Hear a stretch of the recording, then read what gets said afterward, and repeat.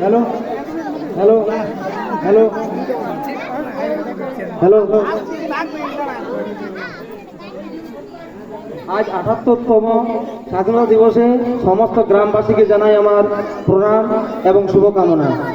এখানে জাতি ধর্ম বর্ণ নির্বিশেষে যারা এসেছেন সবার চরণে আমার প্রণাম।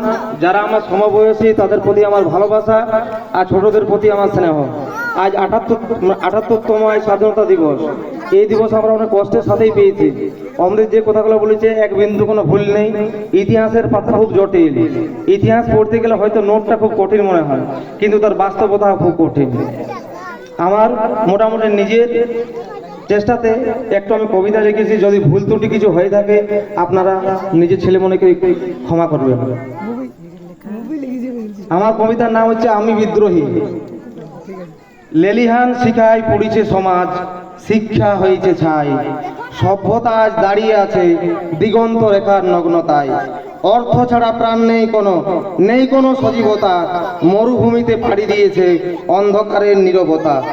আঙিনা হয়েছে লাল যেন নিষ্পাপ নিষ্প্রাণ, শত শত কলঙ্ক রং সাজিয়ে আজ কলম হয়েছে হাতিয়ার, আজ কলম হয়েছে হাতিয়ার। নমস্কার। ধন্যবাদ আমার দাদাকে, এবং আপনাদের তরফ থেকে একটা জোরে হাততালি হয়ে যায়। যাই হোক, খুব ছোট কবিতা কিন্তু খুব সুন্দর। এরপরে পরবর্তী আমাদের প্রতিযোগী